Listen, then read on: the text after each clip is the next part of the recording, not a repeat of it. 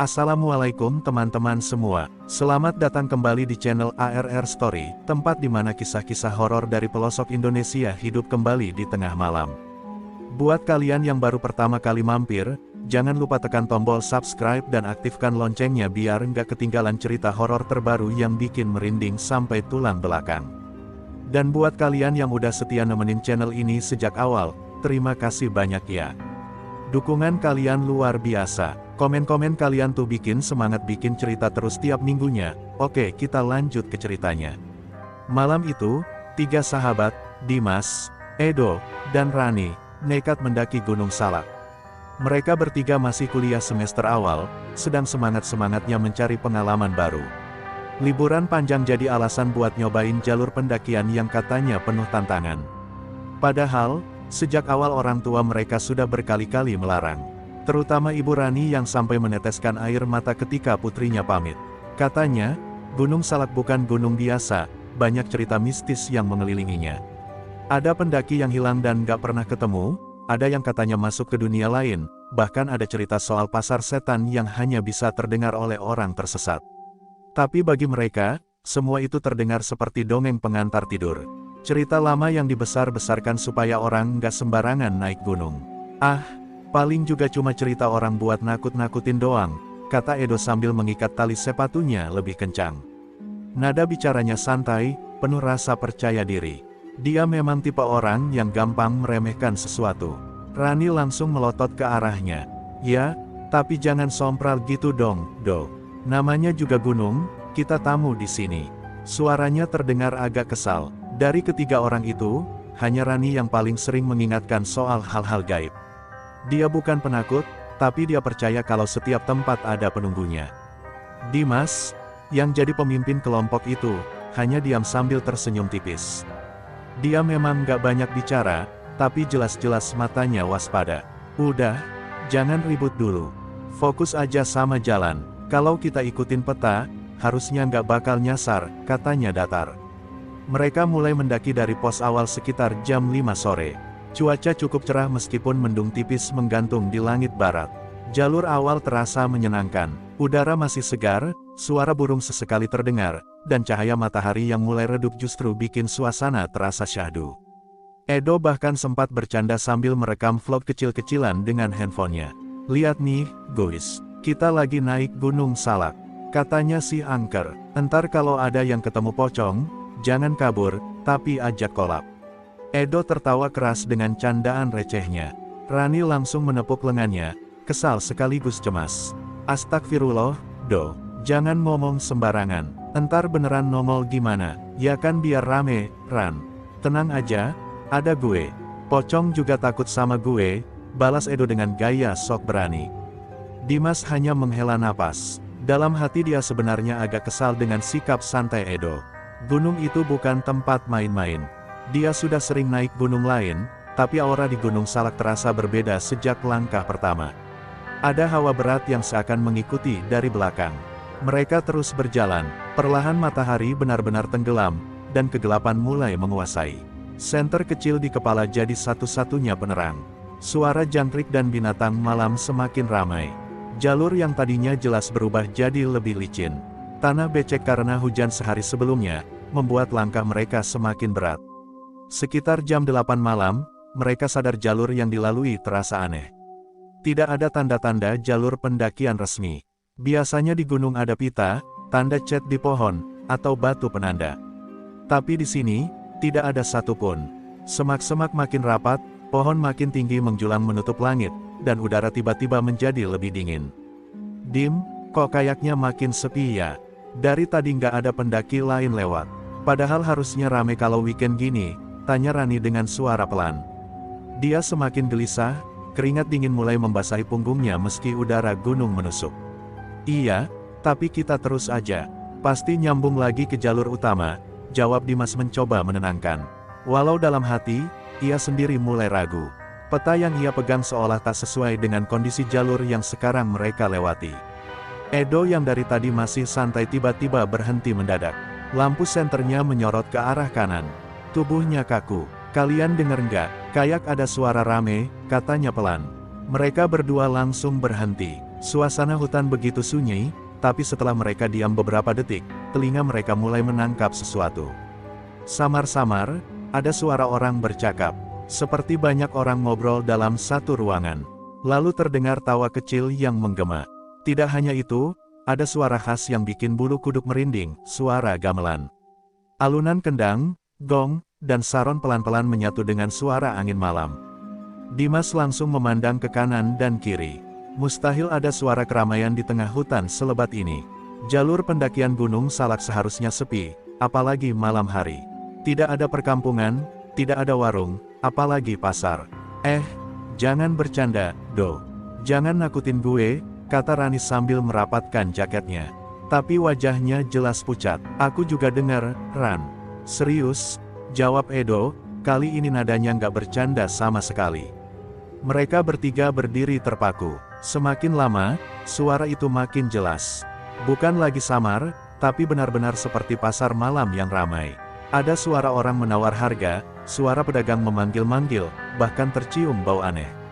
Bau sate terbakar, bau gorengan panas, bercampur dengan aroma kemenyan.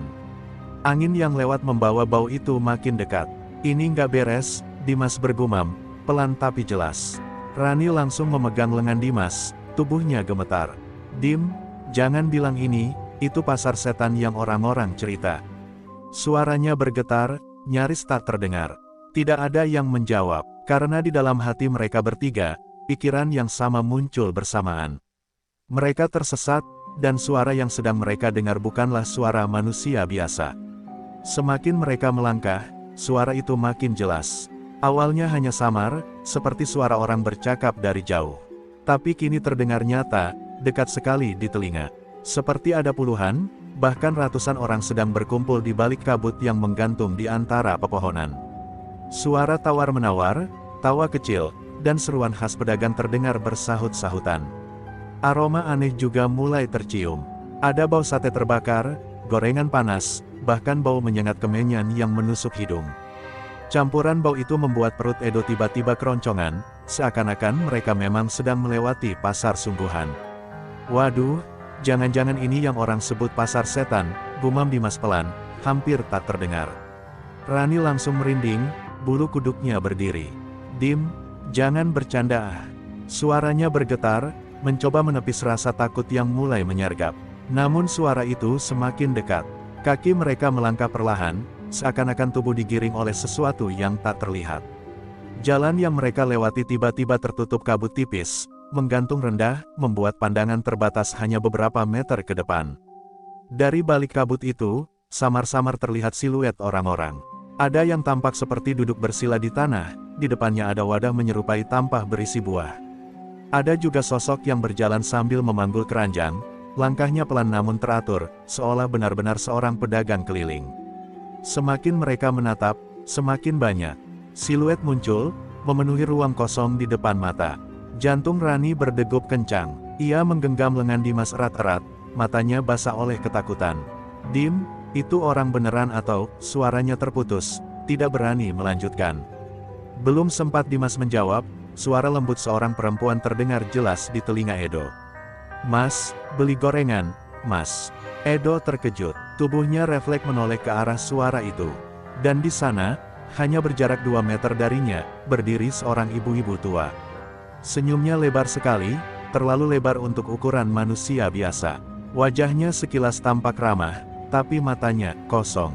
2 lubang hitam pekat menatap lurus tanpa cahaya, tanpa kehidupan. Tangannya penuh minyak, jari-jarinya gemetar halus, menyodorkan kantong gorengan yang terlihat hangat, bahkan masih mengeluarkan asap tipis. Bau gorengan itu menyeruak, begitu nyata hingga perut Edo semakin perih menahan lapar. Jangan nengok, jangan diladenin, seru Dimas cepat, nada suaranya keras, penuh peringatan. Edo tercekat, kantong gorengan itu hanya sejengkal dari tangannya. Untuk sesaat, ia seperti kehilangan kendali. Otaknya tahu itu aneh, tubuhnya menolak, tapi inderanya seolah memaksa. Ia bisa mencium aroma gurih gorengan, bisa mendengar bunyi renyah seolah kantong itu baru saja keluar dari minyak panas. Perutnya berkontraksi hebat, rasa lapar makin menjadi-jadi. Rani panik, ia buru-buru memejamkan mata, berusaha keras tidak melihat apapun. Mulutnya komat kamit membaca doa, meski terbata-bata karena lidahnya keluh. Kakinya terasa berat, seolah terikat oleh hawa dingin yang mengalir di sekitarnya. Namun semakin mereka mencoba mengabaikan, semakin banyak sosok bermunculan. Kabut tipis itu seperti panggung, dan dari dalamnya keluar siluet-siluet lain yang makin lama makin jelas. Ada pedagang sayur dengan punggung bungkuk, memikul 2 keranjang besar berisi entah apa yang tampak gelap dan berlumuran cairan. Ada seorang pria muda duduk di tikar, di depannya ada wadah penuh kemenyan terbakar, asapnya mengepul pekat, membuat udara semakin sesak. Ada juga anak kecil berlari sambil tertawa, wajahnya separuh hancur, hanya ada rongga hitam di tempat matanya seharusnya berada. Suara gamelan yang tadinya samar kini terdengar kencang, berirama cepat, bercampur dengan bisikan-bisikan aneh. Ada yang terdengar seperti bahasa Jawa kuno, ada yang seperti suara orang berdoa, ada pula yang hanya berupa gumaman tak jelas. Bisikan itu menusuk langsung ke kepala, membuat telinga berdengung dan dada terasa sesak. "Dim, gue nggak kuat, kepala gue pusing," bisik Edo sambil menekan pelipisnya. Tapi matanya masih tertuju ke kantong gorengan di tangan sosok ibu-ibu itu. Seolah ada magnet yang menarik perhatiannya, memaksa untuk mengambilnya. Dimas menahan bahu Edo, mengguncangnya kuat-kuat. "Jangan lihat mereka, jangan dengar apa-apa, fokus ke jalan, ini pasti cobaan." Namun ucapan Dimas hanya sedikit membantu. Karena kini mereka bertiga seperti dikelilingi oleh puluhan, bahkan mungkin ratusan sosok. Suara pasar itu semakin ramai. Tawa, teriakan pedagang, tangisan bayi, bunyi kentongan, semua bercampur jadi satu. Mereka bahkan bisa merasakan hawa panas tubuh orang-orang itu saat berjalan melewati mereka. Tapi anehnya, jika ditatap lebih lama, tubuh mereka tampak kabur, seperti bayangan yang dipaksa terlihat di dunia nyata. Rani yang masih memejamkan mata mulai menangis. Air matanya menetes tanpa bisa ditahan. Ia bisa merasakan ada sesuatu yang berjalan di dekatnya, bahkan menyenggol bahunya. Bau anyir darah dan amis daging mentah menusuk hidungnya. Tubuhnya bergetar hebat, tapi ia berusaha keras tidak membuka mata. "Mas, Mbak, belilah dagangan saya. Murah? Murah saja, biar kalian bisa pulang dengan selamat." Suara seorang kakek tua tiba-tiba terdengar tepat di samping telinga. Dimas menoleh sekilas, dan hampir saja jantungnya berhenti. Wajah kakek itu penuh keriput, tapi kulitnya pucat seperti mayat. Matanya cekung, bola matanya berputar liar. Ia membawa kantong hitam yang di dalamnya terlihat bunga setaman bercampur tanah kuburan yang masih basah. Bau anyir bercampur harum bunga menusuk hidung. Dimas buru-buru menoleh kembali ke depan, napasnya terengah. Ia sadar, sedikit saja ia terlena, sedikit saja mereka menerima apa yang ditawarkan, maka tamatlah mereka. Pasar ini bukan pasar biasa. Ini jebakan, dunia yang hanya muncul bagi orang-orang tersesat. Dan yang lebih mengerikan, jika mereka sudah terlalu jauh larut di dalamnya, mungkin selamanya mereka tidak akan bisa kembali. Kabut semakin tebal, suara gamelan semakin cepat, semakin keras, seperti mengiringi sebuah pertunjukan yang semakin memuncak. Bayangan-bayangan itu semakin mendekat, semakin banyak, semakin nyata. Mereka bisa merasakan nafas dingin para sosok itu di kulit mereka. Bisikan-bisikan semakin jelas, menyusup ke dalam kepala, memaksa mereka untuk melihat, untuk membeli, untuk menerima. Rani mulai terisak keras. "Dim, aku takut, aku nggak kuat lagi." Dimas menggenggam tangannya erat. "Tenang, Ran, pegang aku terus. Jangan buka mata, jangan lepas." Tapi Edo sudah tidak bisa menahan diri. Tubuhnya kaku, tangannya bergetar. Kantong gorengan itu kini hanya sejengkal dari jari-jarinya. Bau gurihnya semakin menusuk. Dalam bayangannya, ia bisa merasakan tekstur renyah gorengan itu, bisa mendengar bunyi krek saat digigit. Mulutnya bahkan sudah mengeluarkan air liur. Dan ketika jari-jarinya hampir menyentuh kantong itu, tiba-tiba senyum ibu-ibu tua itu berubah. Mulutnya merekah lebar, jauh lebih lebar dari manusia normal. Giginya tajam-tajam, hitam dan runcing, meneteskan cairan kental yang berbau busuk. Matanya yang tadinya kosong kini berubah merah menyala, menatap Edo dengan lapar. Seketika, suara pasar mendadak hening. Tidak ada lagi tawa, tidak ada lagi gamelan. Semua sosok berhenti bergerak, berhenti berbicara. Dan di saat itu, ratusan pasang mata kosong kini berbalik menatap ke arah mereka bertiga, bersamaan. Mereka akhirnya sampai di tanah lapang. Dan di situ, Suasana benar-benar seperti pasar. Ada yang nawarin buah, ada yang nawarin rokok, bahkan ada yang nyuruh mereka beli kain.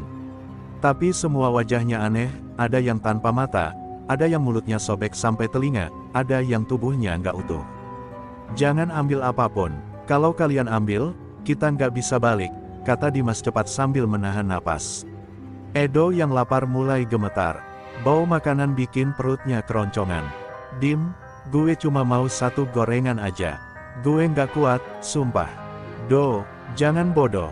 Itu bukan makanan beneran. Rani hampir menangis. Tapi tangan Edo sudah terulur. Hampir menyentuh kantong gorengan dari sosok itu. Dan saat tangannya hampir kena, wajah sosok perempuan itu berubah. Senyumnya melebar, mulutnya menganga sampai ke telinga, penuh gigi tajam.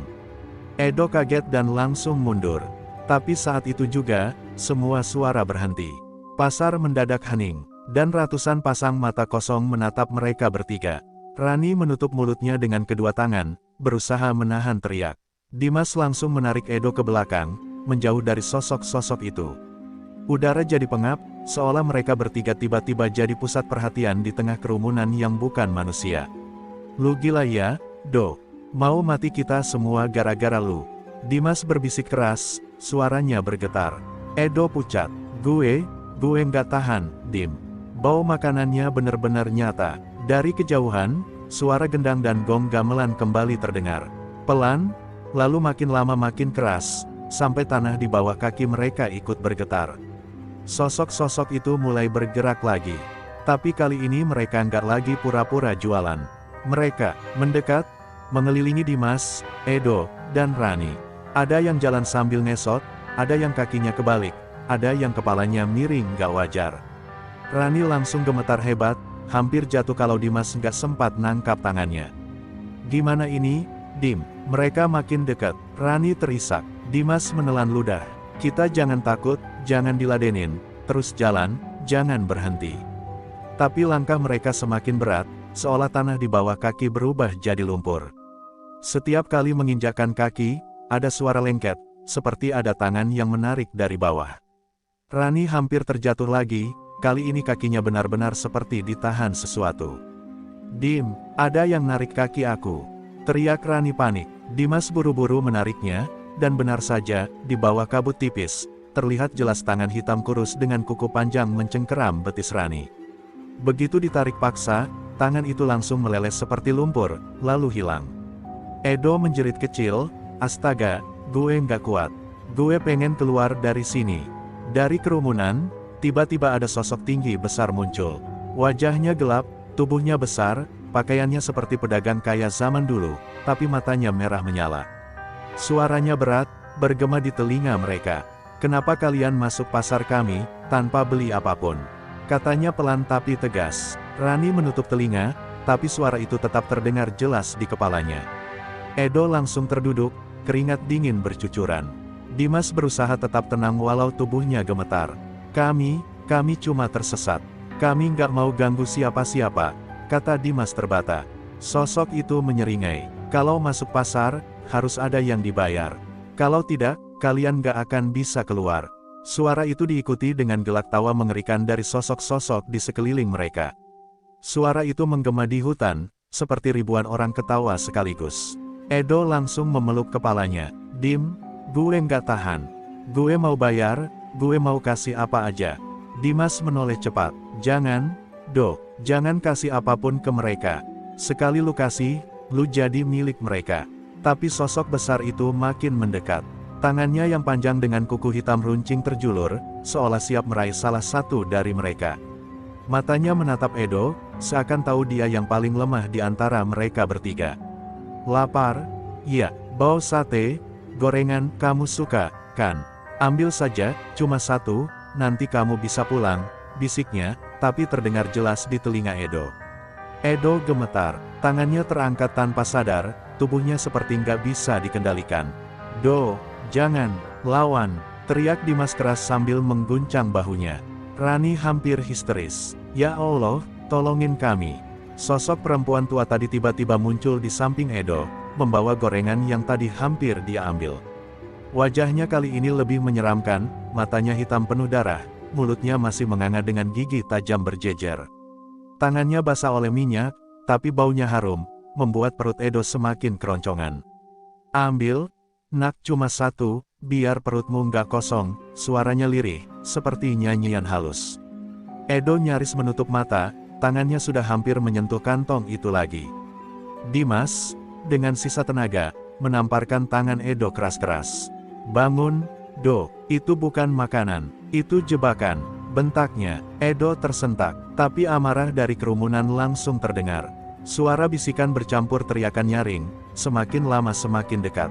Sosok-sosok itu mulai menunjukkan wujud asli mereka, ada yang kulitnya terkelupas, ada yang ususnya terburai, ada yang wajahnya hanya tengkorak tapi tetap bisa tersenyum lebar. Rani menjerit sejadi-jadinya, membuat suasana makin kacau. Gamelan berdentum keras, suara gong memekakkan telinga. Dimas menarik kedua temannya, berlari sekuat tenaga walau jalannya berat seperti ditahan sesuatu. Tapi mereka tetap memaksa. Kabut makin pekat, hampir nggak terlihat jalannya. Di belakang, tawa dan teriakan itu makin keras, seolah mengejar mereka. Sosok tinggi besar tadi berteriak keras, suaranya menggema seperti guntur. Kalian tidak bisa keluar, bayar, atau mati di sini.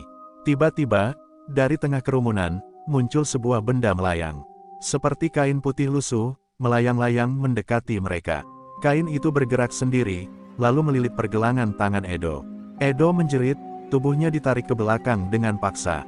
Dim, tolong gue, tolongin gue. Dimas dan Rani langsung menarik sekuat tenaga, tapi kain itu terasa berat seperti rantai besi. Semakin mereka tarik, semakin kuat kain itu menjerat. Dari dalam kabut, ratusan tangan hitam mulai meraih, mencoba menarik Edo masuk ke dalam kerumunan. Do, jangan lepasin, lawan, jangan biarin mereka ambil lu. Dimas berteriak, urat di lehernya menegang karena menahan tarikan. Rani menangis histeris, ya Allah, jangan ambil teman aku. Jangan, Edo menjerit sekeras-kerasnya, gue nggak mau mati di sini. Tolong. Dan saat itu juga, sesuatu terdengar patah, entah dari kain atau dari dalam tubuh Edo. Sosok-sosok itu tertawa bersamaan, suara mereka bercampur jadi satu. Dimas dan Rani hampir kehilangan pegangan, sementara tubuh Edo semakin tertarik masuk ke dalam kabut tebal yang berputar seperti pusaran. Di depan mata mereka, pasar itu kini berubah jadi neraka. Api samar-samar muncul dari tanah, wajah-wajah menyeramkan makin jelas, dan kabut makin pekat sampai hampir menutup semuanya. Edo hanya sempat menatap Dimas dan Rani dengan mata penuh ketakutan, sebelum tubuhnya setengah masuk ke dalam pusaran kabut itu. Satu persatu sosok itu bergerak mendekat. Ada yang melayang di atas tanah, ada yang menyeret kakinya, ada yang tangannya panjang sampai menyentuh tanah. Bau busuk menusuk hidung, bercampur dengan wangi kemenyan yang semakin kuat. Rani sudah nggak bisa nahan tangis, suaranya lirih, penuh ketakutan. Dimas mencoba tetap tenang, meskipun wajahnya pucat. Ia tahu, kalau mereka sampai berhenti, habislah mereka.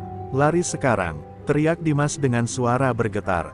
Tanpa pikir panjang, mereka bertiga langsung kabur. Kaki mereka menabrak ranting, menendang akar pohon, tapi nggak ada waktu buat peduli. Nafas terengah-engah, dada sesak, keringat bercucuran meskipun udara malam itu dingin. Suara gamelan berubah cepat, makin kencang, seperti irama gamelan yang dimainkan untuk ritual. Suara-suara itu seolah mengejek, seperti sengaja memburu mereka. Namun, makin jauh mereka berlari, hutan itu terasa nggak ada ujungnya. Pohon-pohon terlihat sama semua, akar menjulur dari tanah seperti jerat. Dimas mulai sadar, mereka bukan cuma dikejar, tapi juga diputerin di tempat yang sama. Jalan yang mereka lalui seolah membawa mereka kembali lagi ke titik semula. Dim, kita muter-muter, jalannya balik lagi. Rani berteriak sambil terisak. Aku tahu, tapi terus lari, jangan berhenti, balas Dimas, walaupun jelas ia sendiri sudah mulai putus asa. Tiba-tiba, Edo terjerembab. Sesuatu menarik kakinya dari bawah tanah. Tangan panjang, pucat, dengan kuku karatan yang menjulur dari tanah menggenggam pergelangan kakinya erat-erat. Edo langsung menjerit histeris, suaranya parau penuh ketakutan. Dim, tolong aku. Dimas dan Rani segera berbalik. Mereka melihat tangan itu makin kuat menarik Edo ke dalam tanah, seperti ingin menyeretnya masuk. Edo meronta, tanah di bawahnya pecah-pecah, dan dari celah tanah itu muncul wajah pucat dengan mata kosong melotot, mulutnya menganga penuh tanah. Dengan panik, Dimas menarik tubuh Edo sekuat tenaga. Rani ikut membantu, menangis sambil berdoa dengan suara parau. Tubuh Edo perlahan bisa ditarik keluar, tapi tangan dari tanah itu makin banyak, muncul satu persatu, mencoba menggenggam tubuh Edo. Kuku-kuku panjang itu sampai melukai kakinya, meninggalkan goresan berdarah. Dengan tenaga terakhir, akhirnya Edo berhasil ditarik lepas. Mereka bertiga jatuh tersungkur, tapi langsung bangkit lagi. Mereka nggak punya pilihan selain terus lari, meski kaki Edo pincang karena luka. Suara gamelan makin menggila, bercampur dengan suara tangisan, jeritan, dan tawa cekikikan yang bikin bulu kuduk merinding. Sosok-sosok aneh itu kini berlari mengejar. Ada yang menempel di batang pohon, merayap seperti cicak. Ada yang melayang rendah, rambutnya panjang menutupi wajah, suaranya tertawa keras seperti wanita gila. Rani, dengan suara terbata-bata, terus membaca doa sambil menangis. Bibirnya gemetar, suaranya patah-patah, tapi anehnya doa itu membuat langkah mereka sedikit lebih ringan. Dari kejauhan, samar-samar, mereka melihat cahaya. Seperti lampu kecil, remang-remang, tapi cukup jelas di tengah kegelapan hutan. "Ke arah sana, cepat!" seru Dimas sambil menunjuk cahaya itu. Tanpa pikir panjang, mereka berlari menuju cahaya. Semakin dekat, cahaya itu terlihat seperti lampu tenda. Ada rasa lega sedikit, seolah mereka akan menemukan orang lain. Tapi semakin dekat, Rani mulai merasa ada yang janggal. "Dim, cahaya itu, kok rasanya aneh ya? Nggak kayak lampu tenda biasanya," suara Rani lirih, penuh rasa takut. Dimas nggak menjawab. Ia tahu Rani mungkin benar, tapi mereka nggak punya pilihan lain. Suara makhluk-makhluk itu semakin dekat, langkah-langkah mereka semakin keras terdengar. Dimas menggenggam tangan Rani, memastikan ia nggak tertinggal. Mereka sampai di dekat cahaya itu. Dan ternyata benar, cahaya itu bukan lampu tenda biasa. Itu adalah lentera tua yang digantung di sebuah warung kecil reyot yang tiba-tiba muncul begitu saja di tengah hutan. Warung itu terlihat sepi, tapi di dalamnya ada sosok seperti penjual duduk membelakangi mereka. Tubuh sosok itu bungkuk, rambut panjang terurai menutupi wajah. Dari warung itu, bau anyir bercampur wangi kemenyan menyengat. Di meja ada banyak makanan tersaji, sate, gorengan, buah, bahkan minuman. Semuanya terlihat begitu nyata dan menggoda. Edo yang masih lapar, tanpa pikir panjang, hampir saja melangkah masuk. Tapi Dimas menahannya keras-keras. "Jangan masuk, itu jebakan!" Dimas berteriak dengan suara keras. Seketika, sosok penjual itu berbalik. Wajahnya bukan wajah manusia, matanya kosong, hitam, mulutnya sobek sampai ke telinga, giginya tajam berderet. Dari mulutnya menetes cairan hitam pekat yang baunya busuk. Ia menatap mereka bertiga, lalu tertawa keras. Suaranya menggema, bercampur dengan suara gamelan yang makin riuh. Tubuh Rani langsung lemas, hampir pingsan. Dimas menariknya, memaksa mereka menjauh dari warung itu. Tapi begitu mereka berbalik, sosok-sosok tadi sudah mengepung dari segala arah. Puluhan pasang mata kosong menatap mereka, tubuh-tubuh aneh itu bergerak maju. Suara tawa, suara tangisan, dan gamelan menyatu jadi satu. Hutan itu berubah seperti neraka. Mereka bertiga dikejar, terhimpit, dan jalan keluar seolah tertutup. Dimas tahu, satu-satunya cara hanyalah terus berlari menuju arah yang nggak jelas. Ia menarik Rani dengan tangan kanan, dan mendorong Edo untuk lari lebih cepat. Mereka menerobos kabut, menabrak semak, dan melompati akar pohon. Di belakang, suara langkah-langkah itu makin mendekat, suara-suara aneh itu makin jelas di telinga. Edo beberapa kali hampir jatuh, tapi Dimas terus memaksanya berdiri. Rani sudah hampir kehilangan suara karena terus menangis dan berdoa. Sampai akhirnya, di antara kabut pekat, mereka kembali melihat cahaya. Kali ini lebih terang, lebih hangat, seperti benar-benar cahaya lampu dari tenda pendaki. Mereka hanya bisa berharap semoga kali ini bukan jebakan lagi. Dengan sisa tenaga, mereka berlari ke arah cahaya itu, meski makhluk-makhluk dari pasar setan masih terus mengejar dari belakang. Mereka bertiga masih ngos-ngosan ketika akhirnya berhasil menembus kabut. Suara gamelan, tawa aneh, dan bisikan-bisikan yang sejak tadi mengepung mereka lenyap begitu saja. Hutan kembali hening, hanya terdengar suara jangkrik dan sesekali dedaunan bergoyang ditiup angin malam. Nafas mereka memburu, dada naik turun, keringat bercampur dengan rasa takut yang masih menempel kuat di dalam tubuh. Di hadapan mereka, samar terlihat cahaya lampu tenda. Dan benar, beberapa pendaki lain sedang duduk melingkar, asyik ngobrol sambil membuat minuman hangat. Begitu melihat kedatangan Dimas, Edo, dan Rani dengan wajah pucat dan tubuh gemetar, mereka langsung berdiri. Kalian dari mana? Kok jalurnya dari situ? Itu jalur buntu loh, tanya salah satu pendaki dengan wajah bingung. Dimas tidak bisa menjawab, ia hanya terduduk lemas di tanah, merasakan seluruh tenaganya hilang begitu saja. Rani masih terisak, berusaha menenangkan diri, sementara Edo duduk menunduk, tangannya gemetar hebat. Pendaki lain mencoba menenangkan mereka, memberikan air minum, tapi suasana tetap tegang. Dimas akhirnya bersuara pelan, "Kita barusan keluar dari pasar setan." Kalimat itu membuat beberapa pendaki saling pandang. Sebagian tertawa kecil, menganggap itu bercanda.